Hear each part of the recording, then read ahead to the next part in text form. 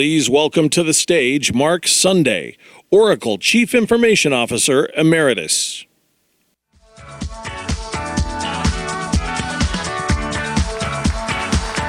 good afternoon.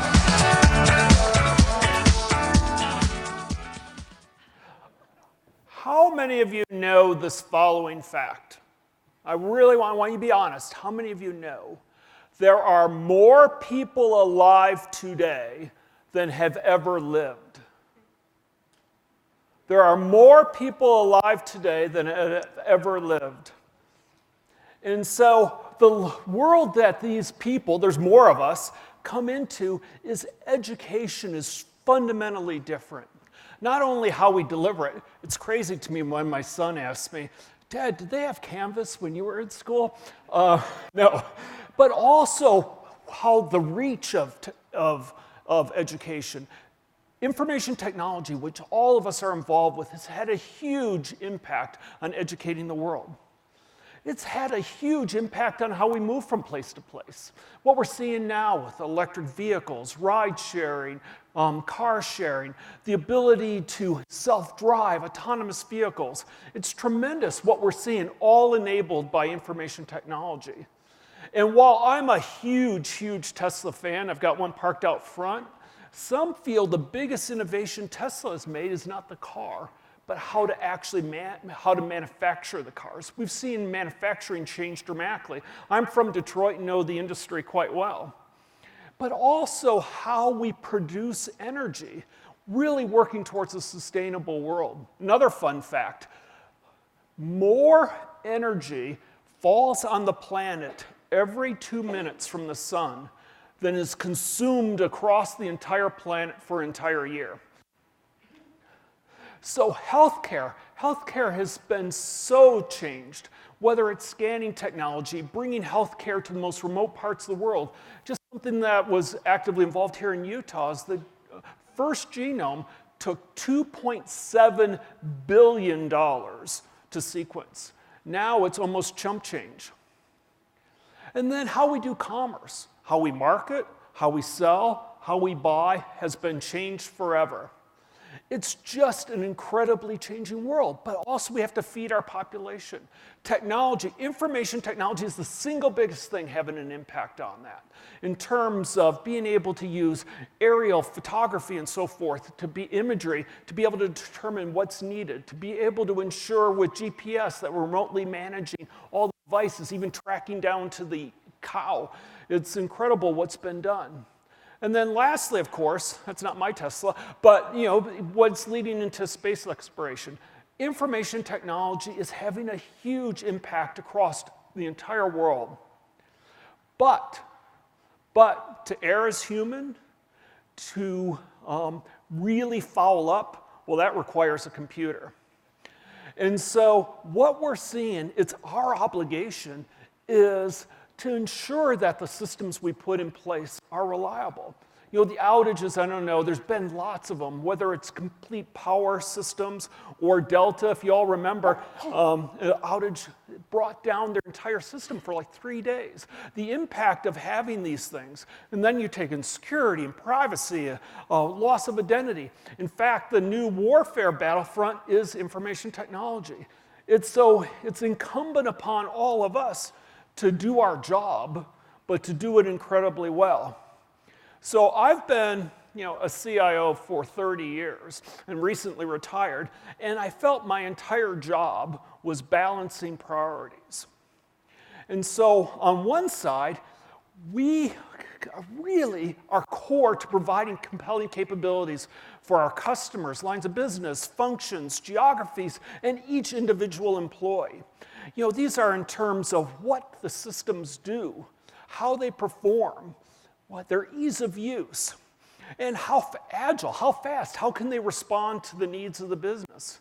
Bottom line is want to add as much value as we possibly can.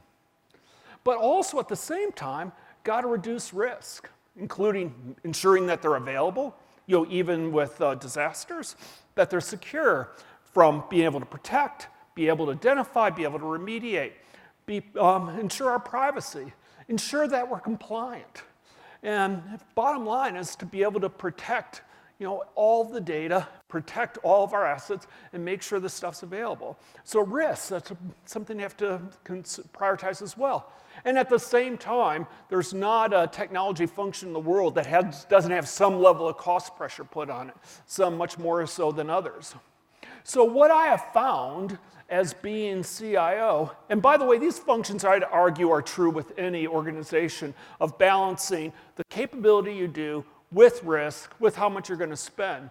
But very typically, adding compelling capabilities comes at the expense of, well, you're bringing new risk, whether it's in terms of privacy, in terms of security, in terms of availability, or you're adding additional cost. Likewise, I can invest heavily in risk. In fact, I could lock the doors of the building, not let anyone leave. But what does that do in terms of the experience for the users? And then also investing heavily in risk comes with a cost. And lastly, I could, at Oracle, I was spending a few $100 million a year on telecommunications. I could cut that in half. What would that do? Well, it'd impact performance and then get rid of all the redundancy and so forth, so it'd impact availability. So typically, though, you're trying to balance, how do I deliver capability, ensure that we have a good risk profile, and by the way, we're cost effective at the same time. And this is hard. This is really hard because the incredible complexity we now have. With web scale infrastructures, how do you try to manage all of this? And then organization, I don't care how big your organization is, it tends to build these silos. The silos aren't only within the company, but then extend to the stakeholders and so forth. How do you get everyone to align? And then the threat landscape constantly is increasing. So how do you manage against all those threats? At the same time, if you look, it has never been more challenging to be in business because things are changing so quickly underneath you. Who would have thought 5 years ago that the largest provider of accommodations in the world would be two guys with an airbed in San Francisco? Or likewise, the biggest way from moving from one place to another would be another few guys in the Bay Area who decided to do ride sharing. The world is changing so dramatically that everyone has to be fast. So that's hard on the businesses, but then on the technology organization within that business, it's equally hard. The key thing is being able for your technology to morph at the speed of opportunity, the speed of business. So as a CIO, and why I decided that I would come and share my little stories with you all this morning or this afternoon, is because the space at which you're working on and here at this conference is one of those rare, what I call it's the trifecta, where investments not only improve your ability to deliver capability to your stakeholders, allows you to be faster, be able to make changes, be able to keep pace with the speed of business. At the same time, be able to reduce your risk by ensuring availability, ensuring security, improving your privacy, improving your compliance. And at the same time, it actually costs less. So why I'm talking about that is, again, I've done this for a long time. Infrastructure automation, it's never been more complex, but to manage it effectively, these bigger, faster networks, you've got to automate. It is the only way. Not only does automation make it faster, it lowers the costs, but also reduces the error. And extends more than servers and storage, it extends into the network components as well. Yesterday, we heard how SaltStack and Arista are managing 50,000 network devices at IBM. And then continuous compliance. Compliance is getting harder and harder. Well, why not, like we were with infrastructure, we're with networking, automate the heck out of it? And so continuous compliance is that capability that we're putting in place that's that kind of trifecta thing that allows you to be faster, allows you to be more secure, allows you to do it at a lower cost. And then also being able to get in front of all these vulnerabilities. Once again, the threat landscape is nothing but increasing. So you have to automate, be able to not only identify but remediate. On the warm-up little video, we saw that it takes on average 3 days for a vulnerability to be exploited. Well, it turns out that the average for dealing with vulnerabilities can extend well past a year. And so being able to stay on top of that, not only just report, but be able to actually remediate is absolutely key. And it's part of that trifecta. It allows you to be better, more risks, and reduce your cost. But to make all this happen, another thing we have to attack is the organizational. Get rid of those silos and see that everyone's rowing the same direction. So in wrapping up, y'all are in a space that you can go to the executives in your company, come to somebody like myself. Guess what? I'm not only going to improve the capability for our business, for our organization, for our constituents, I'm going to reduce the risk. And at the same time, I'm going to save money. So thanks, y'all. Hope you've had a great conference. And I'll be around if you want to ask any questions. Thank you.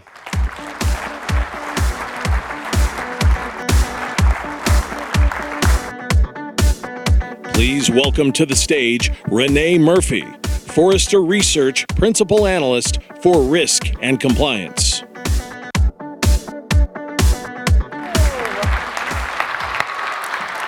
I know you guys, you all left your respective places to not have to listen to risk and compliance for like 10 minutes, and now you have to listen to me. So I'm really glad to be here, though. Listen, I want to talk about, I don't usually get this audience. I don't get to talk to you folks. They make me talk to compliance people a lot. But listen, risk is here to help. And most people say, you know, I've seen those words, but never in that order. Yeah, no, seriously, I'm here to help. And I can help you. I honestly can. And I know I cover governance, risk, and compliance, and that makes me sound really boring, but I got some street cred here, you guys. I'm formerly a network engineer, director of IT, VP of data center operations. I'm a 17-year practitioner of IT operations, and I happen to be an internal and external auditor. So I'm schizophrenic. I literally walk around with all the things that are like you're worried about in your head, but then I walk around with all that compliance stuff on the other side going, yeah, I know it's a pain to have to patch stuff, but seriously, you need to do it. And as your marriage counselor, it's your fault. Right? It's always your fault. But listen, there's something to be said about geniuses in risk management. And when I talk about risk management, I always say, like, I look up to this one, I mean, he's a genius at it. And that's David Lee Roth. I know what you're thinking, come on, how could this guy, like, be the brain trust of Van Halen? But listen, back in the day, and I wouldn't know anything about this.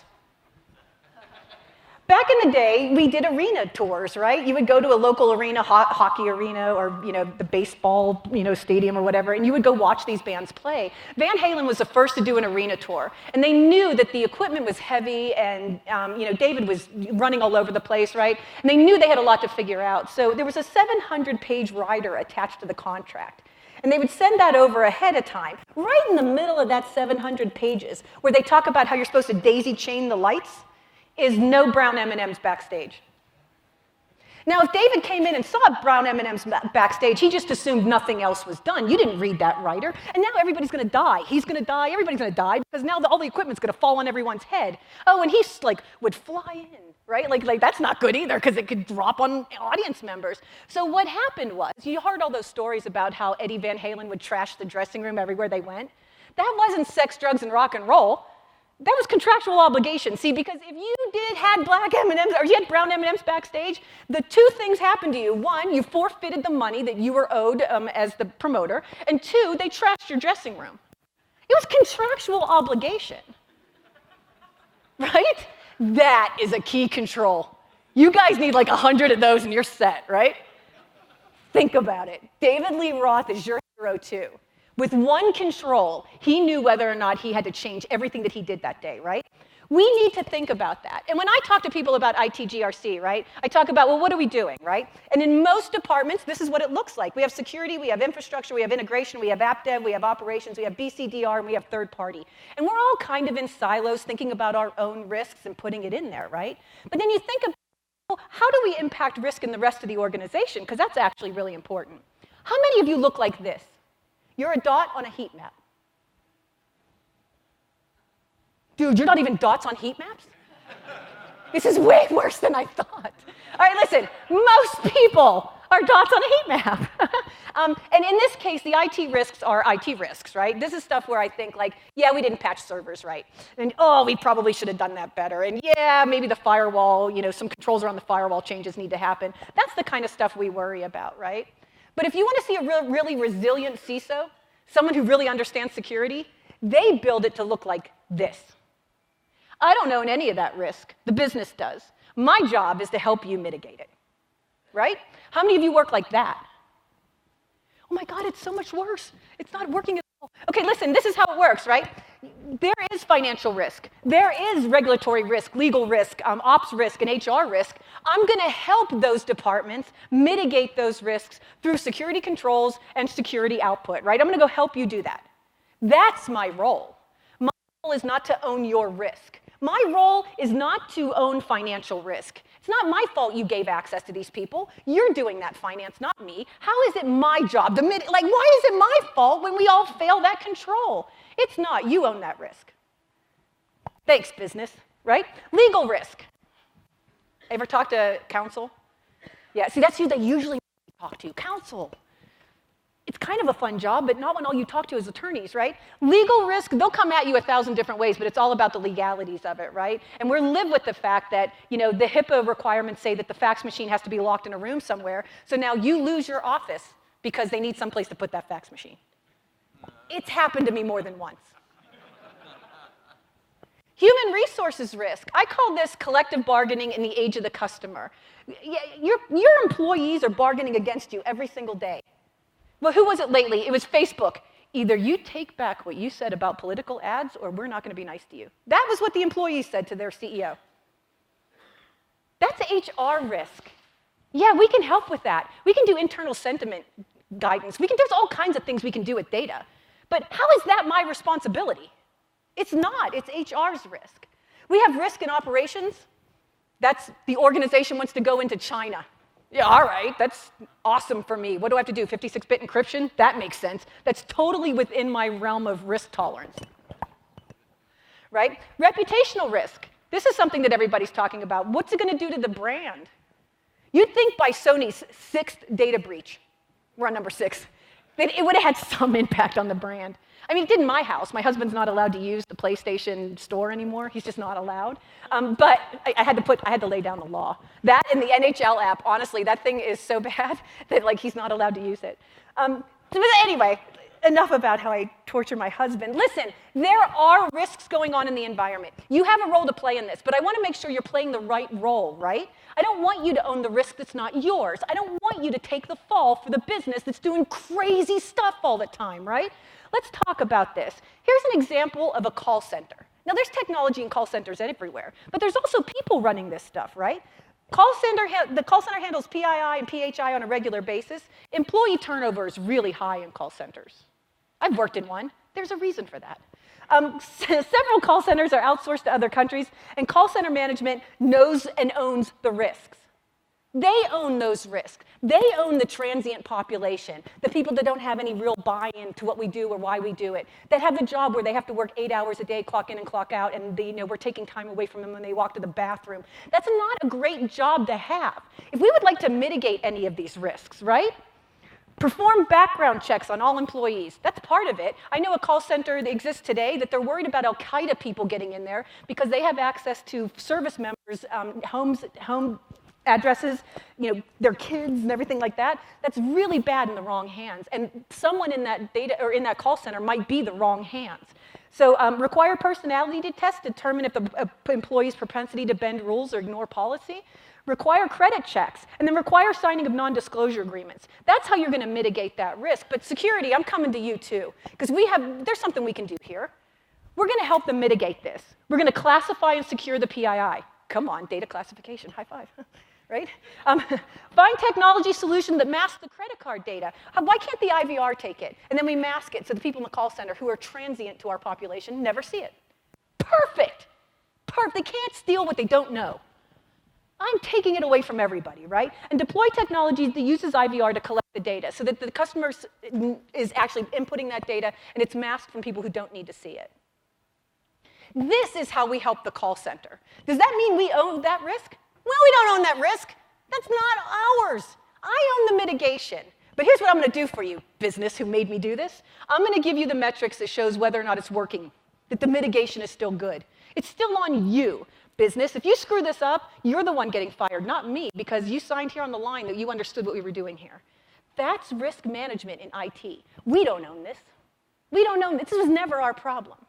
If we get organized, we can actually manage this stuff a lot better. Deploy DLP to control the PII and monitor user behavior, right? If that's where we're headed anyway, that identity and access management is going to be based on user behavior, then may as well leverage it now. What are they doing? Is it kind of sketchy? Let's figure it out. That's what we lend to that, right? And listen, we're not doing it for anything other than the reason everybody else does everything all day long. We're protecting our brand. You want the CEO to listen to you? Talk about the brand. Don't talk about the number of threats and vulnerabilities. Talk about the brand, right? Because here's what we know. Brand resilience is the ability of the brand experience to live up to and remain consistent with the brand promise, right? Monsanto doesn't do ads where there's fuzzy bunnies jumping across the field and like everybody's super happy. No, they don't do any ads. They know what it's about. I respect that. Facebook's been doing tons of ads lately about how it's all about the network and you being closer to your family and let's all hug. No, not even close, right? And that's when we talk about brand resilience. When you're living up to the brand value, you are a very resilient brand. If you are not living up to that brand value, you're a vulnerable brand. If you told me we were putting together a platform so that I can show pictures of my dog to my mom, yeah, awesome. That way I don't have to talk to her as often. But okay, so that's awesome. So I'll post everyday pictures of the dogs. That's going to be great. No. I was subverting democracy and ruining NATO. How did that happen? I don't know how it happened. Well, here's how it happened. They went through a digital transformation that didn't mean anything to me. And they made sure it didn't mean anything to me, right? Here's what it means to the CISO. Whatever risk we thought we had before, it's worse now because it impacts our reputation. I had a CISO call me not too long ago, maybe like 3 or 4 weeks ago, who said to me, hey, I got a bug bounty call. They found a vulnerability on my site. They said, we found it, and he said, that's where it stopped. They never called back and asked for their money. They never called back and said, what should we do next? And that's when I stopped, my heart stopped, and I said to him, go see who shorted your stock. They're saving this data for something.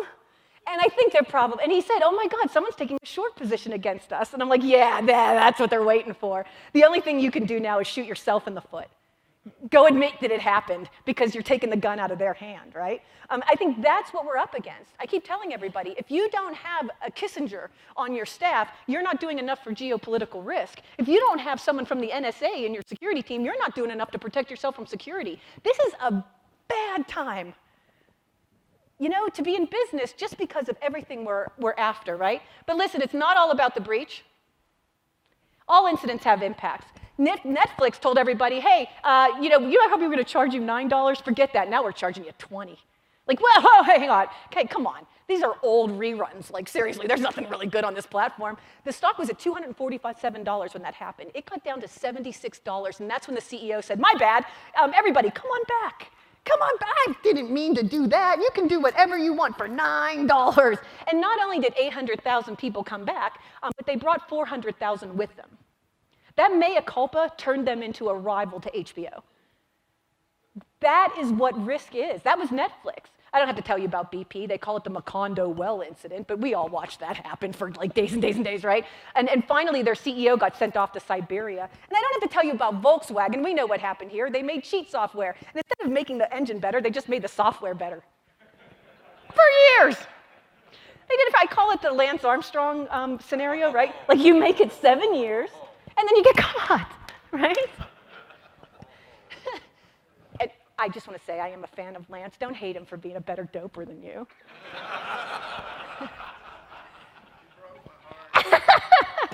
I broke his heart.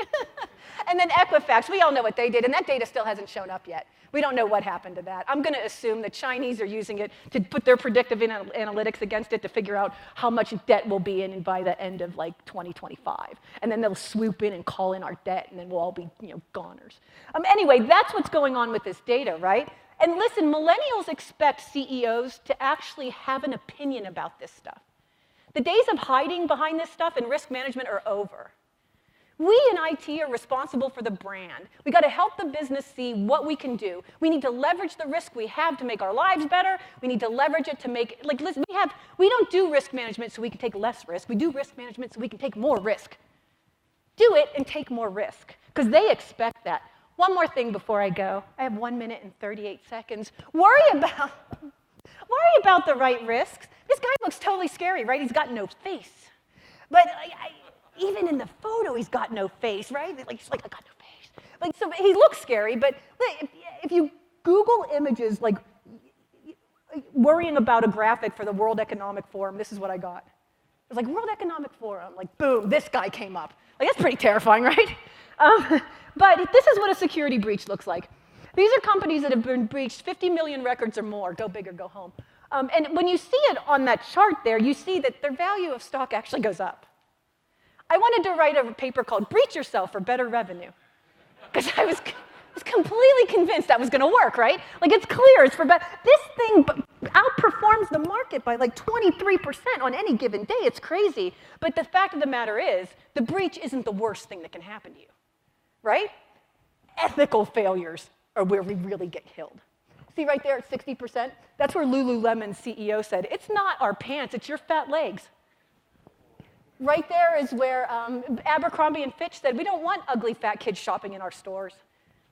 Come on, we all were ugly fat kids, right? Like you become a parent of a kid and you think, oh, how awkward. Of course I'm not going to give you my money to go shop in your store after you called my kid fat and ugly and said that there's no clothes here for him. Does reputation really matter? Yes. The worst do worse than the best, right? People who have good reputations, this stuff matters. And we're adding to that. What if Coke had the same reputation as Pepsi? It would rise by 3.3% or $4 billion in market share. That's crazy. What if Colgate had the same reputation as Procter & Gamble? That's 6.2%. And if CVS had the same as Walgreens, that's 6.9%. This is better than organic growth. And this is just caring about your reputation.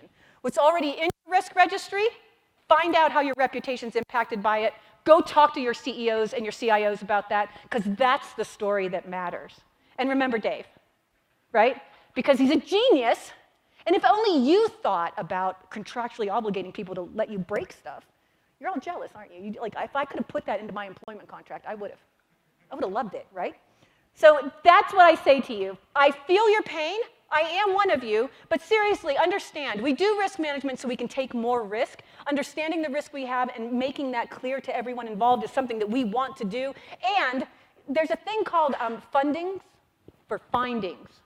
Your auditor could be your friend. You just drag them into stuff that you know is wrong and just point it out to them. Dude, check out how bad this is. And then they go write it up and you get money. So good luck with that. Exactly how it works. Go do it. And thank you for letting me come here and talk to you guys. Like I said, they don't let me out of the compliance space very often, but thank you. And in case you're wondering, that is Dothraki. I wanted to learn a new language one year, and my husband was learning Spanish, and it was October, and I hadn't done it yet. So I just looked up what was the easiest glossary. There's only 25 words in Dothraki.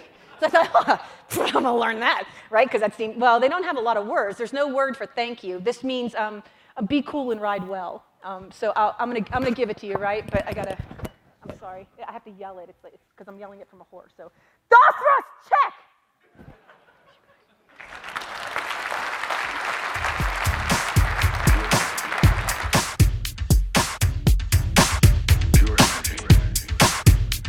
Please welcome to the stage Will Gregorian, Addepar Chief Information Security Officer.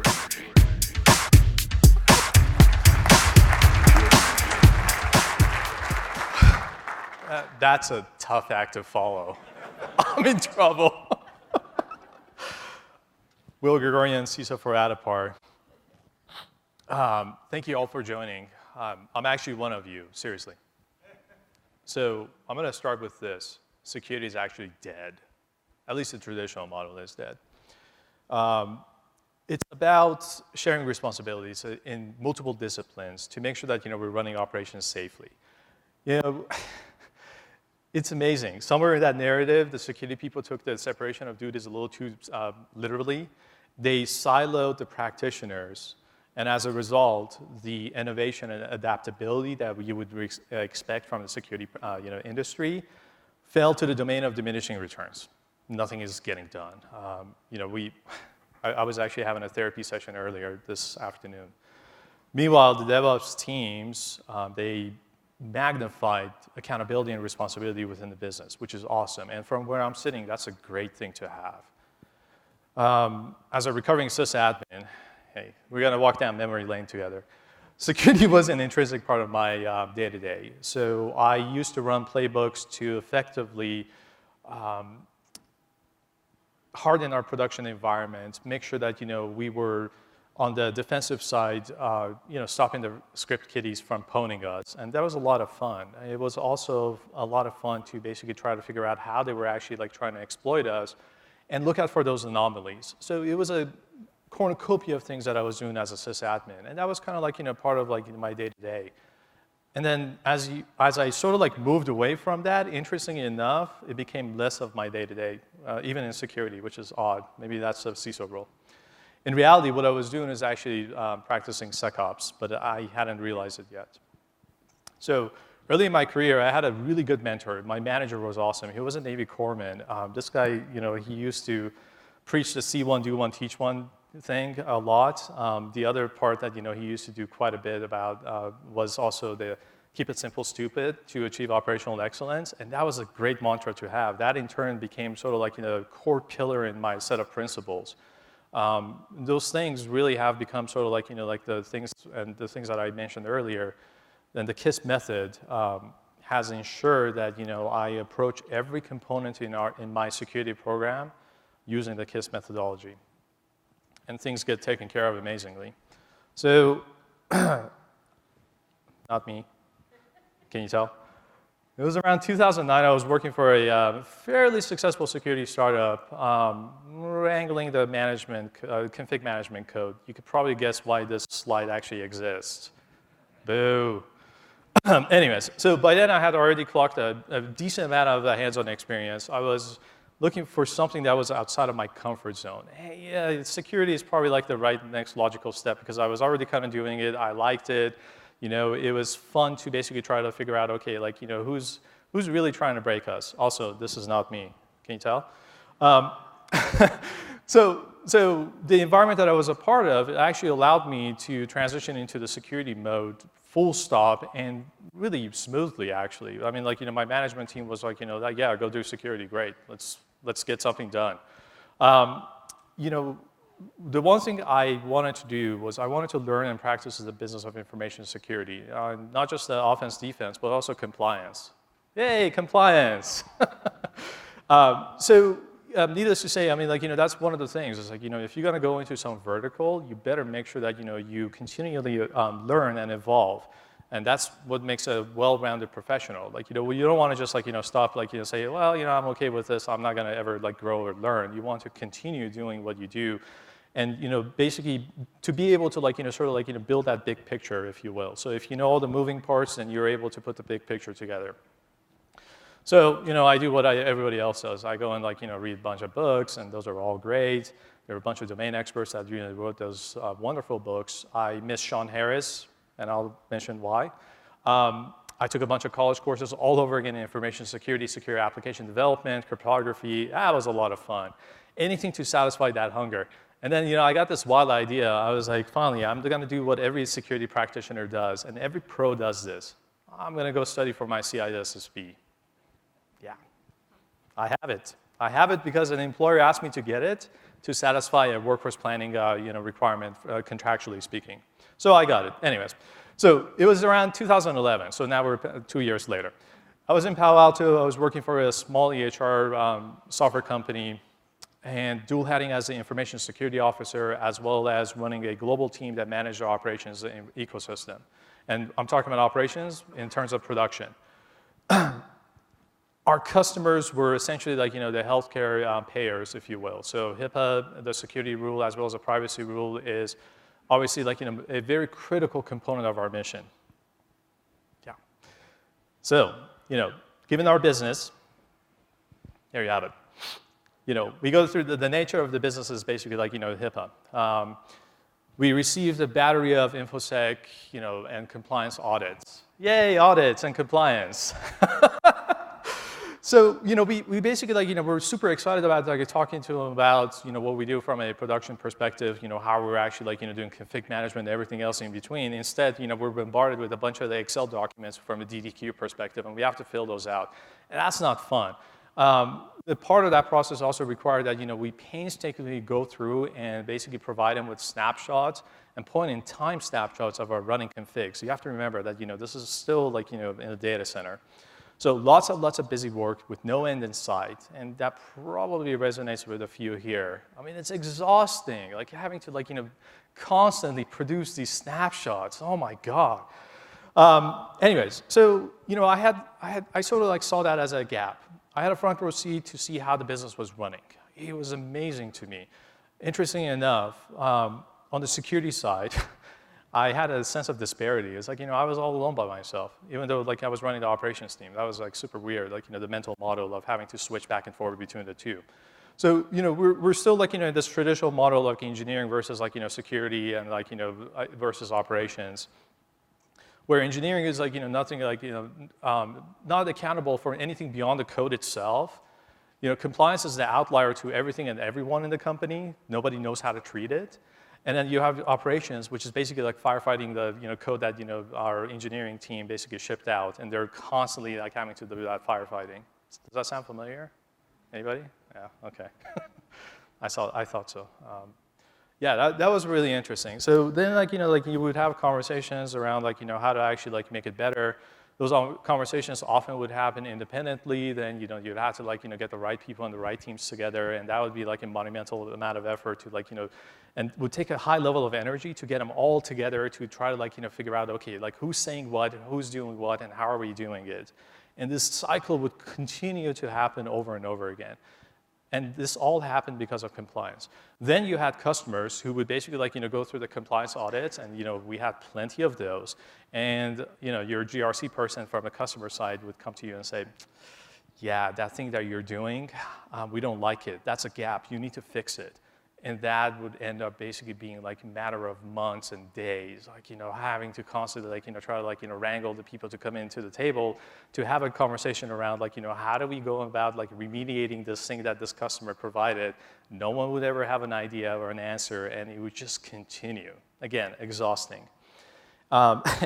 In a way, I felt like that guy from Office Space with the TPS reports. You all remember who that is? Tom?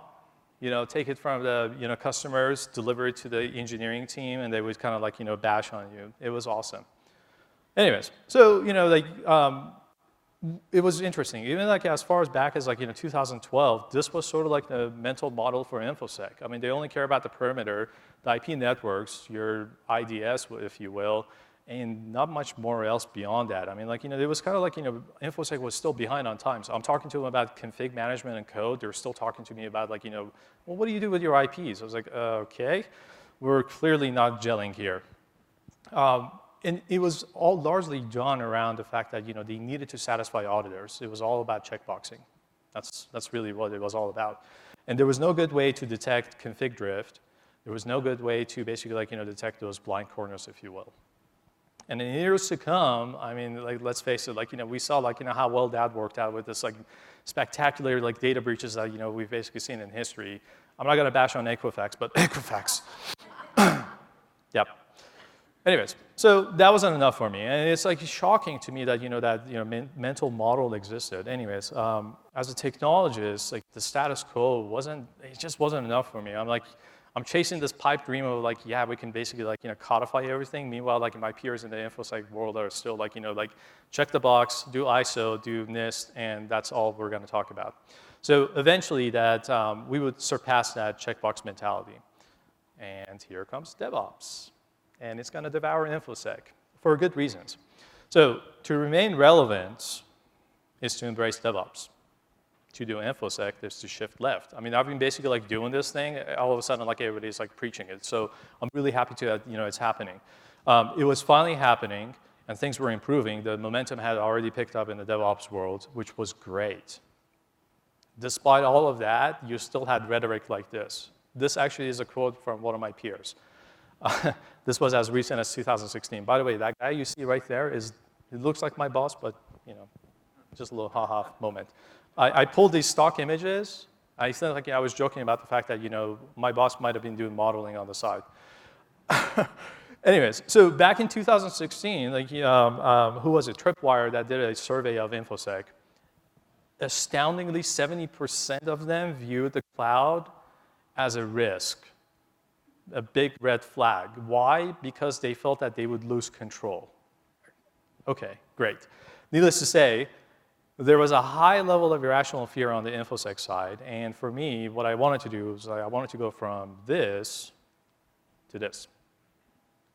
And look, like DevSecOps, that's awesome. Like, we've been practicing for many years. It's, it's interesting. Like, we coin terms, but we've been doing it all along. Anyways, if we're always at war, we'll remain in reactive mode, and that really leads to burnout. I didn't want to burn out, so the only way that I knew how to do that was to really embrace and shift left from a security perspective. So I got that opportunity. Back in 2015, a few years later, I joined Future Advisor. This was a fintech startup that was acquired by one of the largest asset managers in the world, which is BlackRock. Awesome. So we're a tiny business unit in this multinational giant. They have never seen a digital native. They don't know what the cloud looks like, and they're in fear. I mean, I was like, why did you guys, acquire if you're in that fear? Anyways, and this was largely coming from, like, both the internal risk team as well as our, tech risk teams as well as our InfoSec teams. None of them knew how to, treat Future Advisor. None of them knew that, we were in AWS, although they knew, and that they would panic and, they would just run out the door. It was kind of interesting, but needless to say, it was high stakes. So what I did was I approached it differently. I actually started working hand in hand with the rest of the engineering team. I literally paired with individuals to write code. We basically, to evaluate the known paths, we would pair and, let's go down the, journey together and let's figure out, what's happening. We adopted test-driven development, if anybody's familiar with TDD, and this is Ruby on Rails, so probably resonates with some here. Just to increase our velocity and to introduce efficiencies. The net result of that was that we scaled with the business. I mean, that was pretty awesome to have. Our devs, in turn, became accountable for security fixes. That was me kind of embedding myself. It's kind of you get parachuted into Viet Cong and you have to basically figure out how to win the hearts and minds of the natives, and that's exactly what I was doing. So remediation issues would basically take mere days instead of weeks or months, as we've heard before, and that was pretty awesome to have.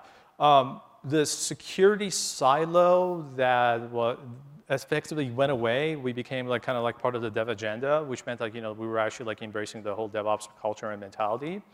And then they also had a stake in the conversation. So it went from, hey, I'm going to tell you as a security practitioner what you should or shouldn't be doing, to them actually telling me. Astoundingly, they were so willing to do that. And if we failed, and if a safeguard failed from a security perspective, we were all held accountable. It wasn't just me, it was also them. That was really nice to have. That was pretty much like the InfoSec renaissance that I was looking for, and I actually had it. It was really great. And then, we wanted to put SecOps to the test. How many know who Corey is? Show of hands. All right. Yeah, Corey is this out-of-world character. This is actually he was at FA when I met him. It takes some getting used to Corey, let's put it that way. Anyways, I'm sure most know who he is, and if you don't know, I guess you've been living under a rock. But anyways, please look him up on Twitter if you can. While he was earning his celebrity status with the community, Corey was running the SRE team. So what we had to do was basically work together, and we subsequently build a plan of action to be able to go and do DevSecOps. We were super successful, and I know I'm running out of time, so I'm going to speed it up a little bit here. It was effectively time for me to put everything that I had done to the test.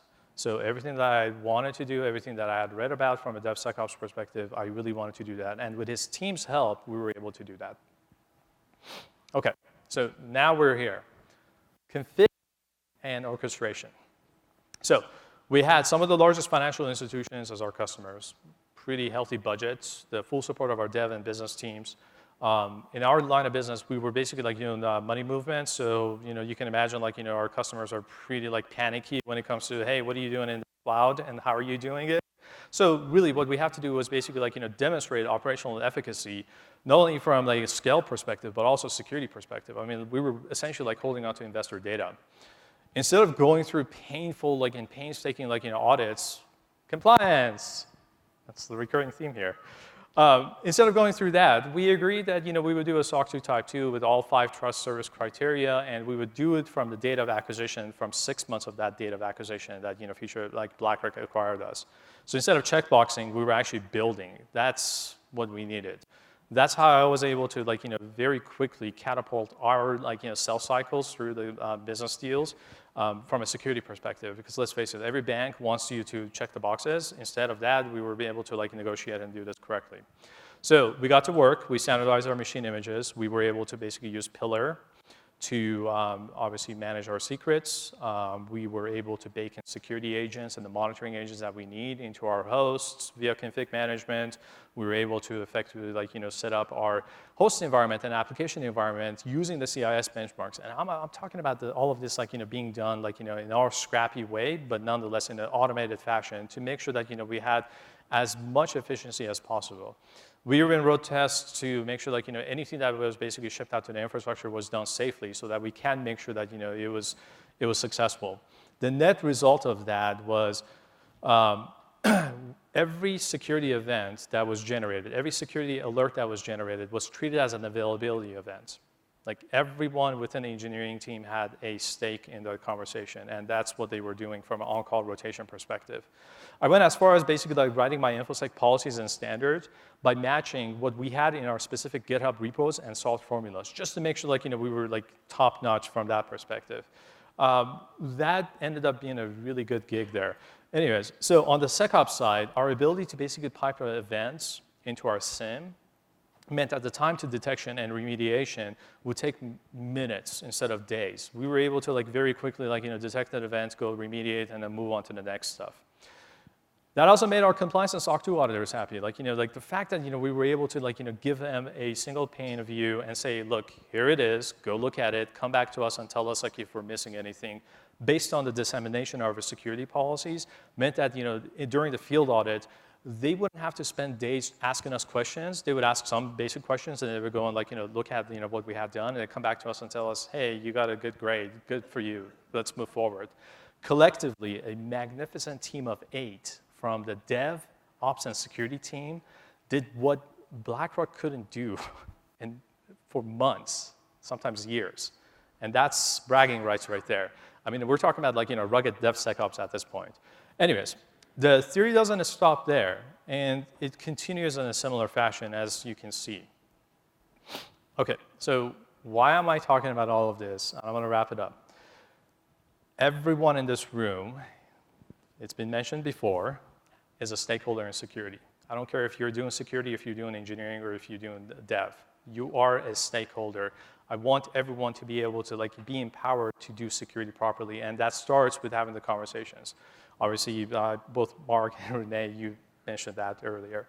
Anyways, in the past few years, I've seen, like, significant improvement between in the marriage of, like, DevOps and InfoSec. That's just the reality. I believe security itself, not just the processes, but the people will eventually have to be embedded within engineering teams for it to be extremely successful. The silo effect has to go away. That's the only way that we're going to be able to, like, move the needle forward. Technology will continue to evolve. That's just a matter of fact. Containers will be here. I know we all like him. Yes? Containers, yes? No nods, wow. Tough crowd. Yeah.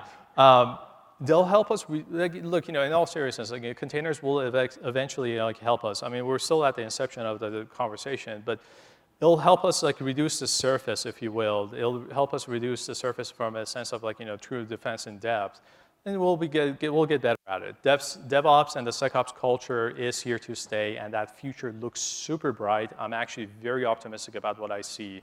And then on the tail end of it, InfoSec. It's going to thaw out of its cold and fear-ridden slumber that it's going through. And we'll be able to release them from the shackles, and they'll come along for the ride, and we'll usher a new era of resilient software. So with that, I want to thank you all.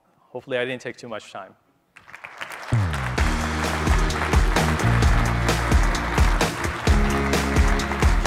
Please welcome back to the stage Marc Chenn, co-founder and CEO of SaltStack.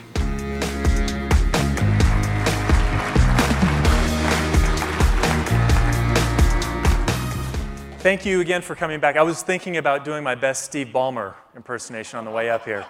How would that have been, right? That would have been something.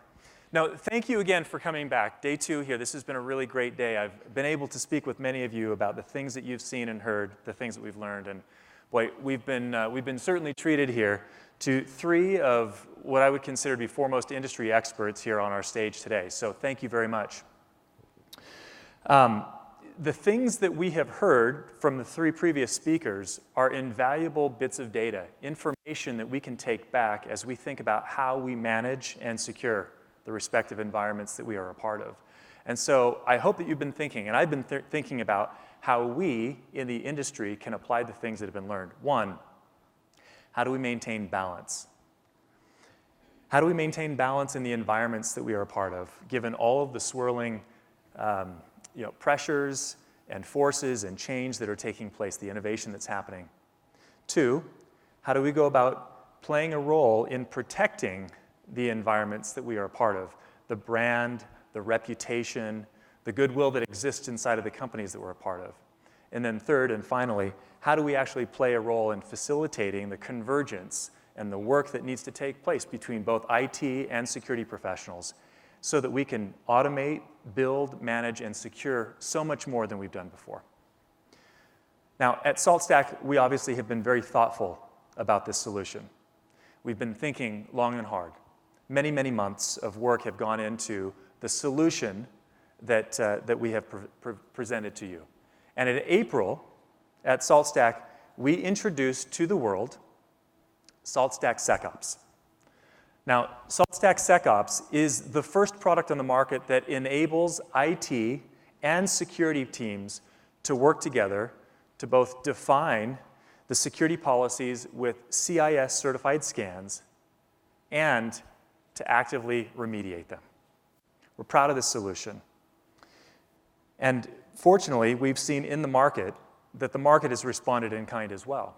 So far, we've received 12 awards, and just 4 of those awards have come in the last month. So the market is speaking positively about SaltStack SecOps. Thank you. Thank you very much.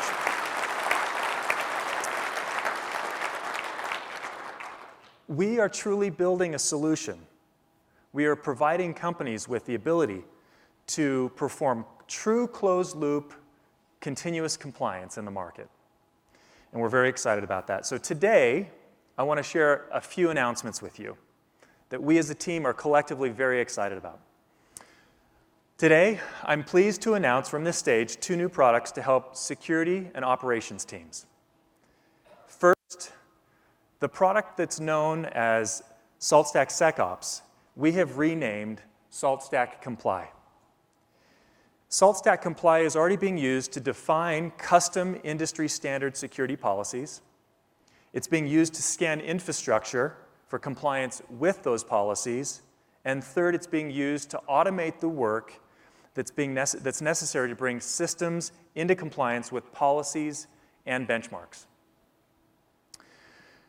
And as of today, Comply now includes several updates to the product that you'll be able to take advantage of and that many of you have been asking for. So first, it includes the new CIS benchmark content for Windows 2012 R2, Windows 2016, Debian 9, and Ubuntu 18.04. And it also includes the much requested ability to create custom security policies and content with the new SDK to support the unique security requirements of your own infrastructure. So we're excited about that as well.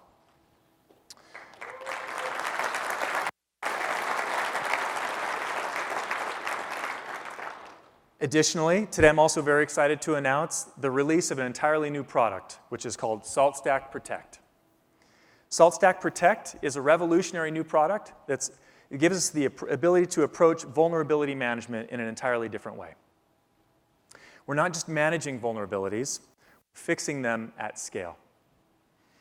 SaltStack Protect not only detects, but actually remediates tens of thousands of known vulnerabilities using the well-established power of the SaltStack automation engine. SaltStack Protect completely changes the vulnerability management category. This is a new approach. So for the first time, security operations professionals and teams will now have the ability to actually automate the remediation of security issues all from a single platform. Now, both SaltStack Comply and SaltStack Protect are available today, and we encourage you to speak to a member of the SaltStack community or the SaltStack sales team to learn and fully understand how you can take advantage of these solutions. We're really looking forward to 2020, and as that date quickly approaches, we want to make sure that we stay engaged with each and every one of you.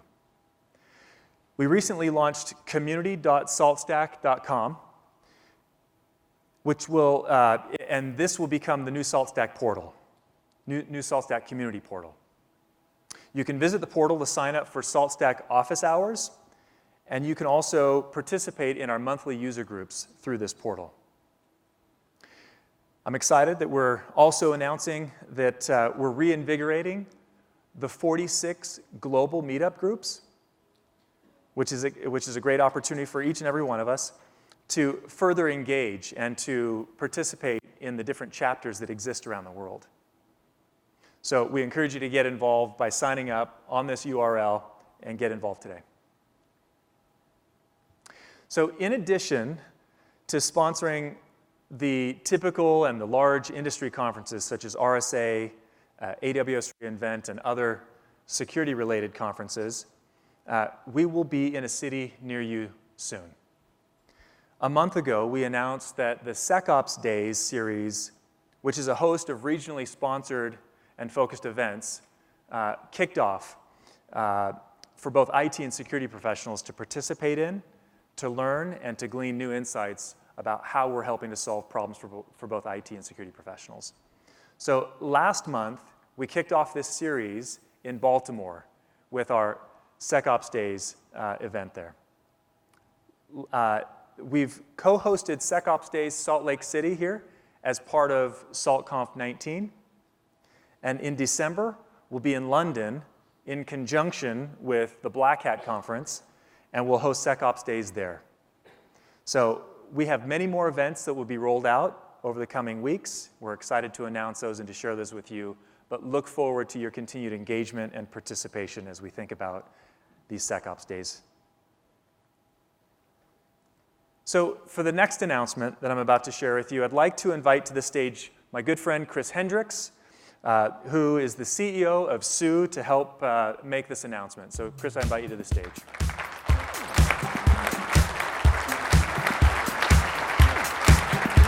Hi.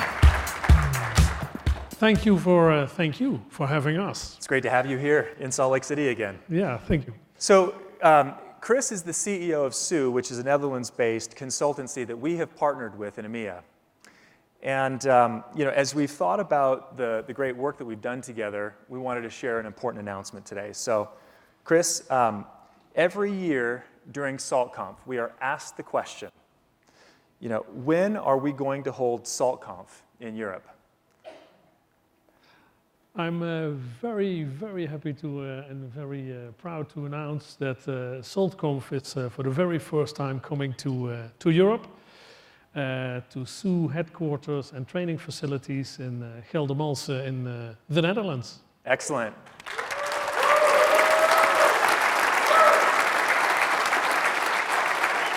So we're extremely excited about this announcement because not only do we have teams and employees in Europe, we will now have our very own SaltConf. So we appreciate Chris and his team for helping us to make this event possible. So Chris, will you share with the audience the dates and the details around this?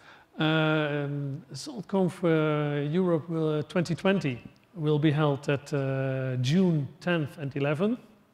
And very soon we will open a call for papers, for speakers and for registration. How many of you want to go to the Netherlands for SaltConf? Right? I'm in. You're welcome. So Chris, tell us a little bit about the work that we've done in Europe and the health of the business there. There is a lot of SaltStack going on in Europe. Let's focus on the business side. We already have over 50 SaltStack enterprise customers, and these customers are stretching out over a distance of almost 4,000 miles, 5 time zones, and it's Europe, 15 languages. So I think enough reasons for SaltStack conference, for SaltConf to come over to Europe. Listen, we appreciate the partnership, and we're so excited about this. So let's give Chris a hand. You. Thank you very much. Thank you. SaltConf 2020 in Europe, be there. So that's going to be a great event.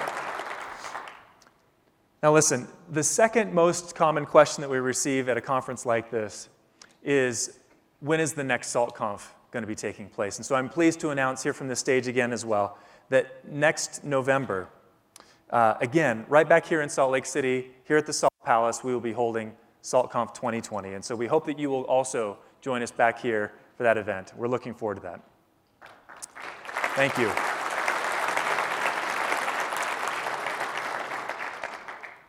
In conclusion, I just wanted to make a couple of comments and remarks. That 6 years ago, as I opened just yesterday, I announced that 6 years ago, that through much work and conversation, that we opened up the SaltConf property, that we made that important decision that we would create a gathering place and an opportunity for us to come and to learn and to become familiar with the members of the community. I wanted to take a moment here as we conclude this conference again to thank each and every one of you for your participation. Really, the SaltStack community is the lifeblood of the work that we do, both from a community and from a corporate perspective in this business. And I want to sincerely thank all of you for being here today, for being with us for the past 6 years, past 7 years in the business, and wish you all the very best in 2020 as we continue to work together towards this work of automating and securing IT. Thank you very much for coming.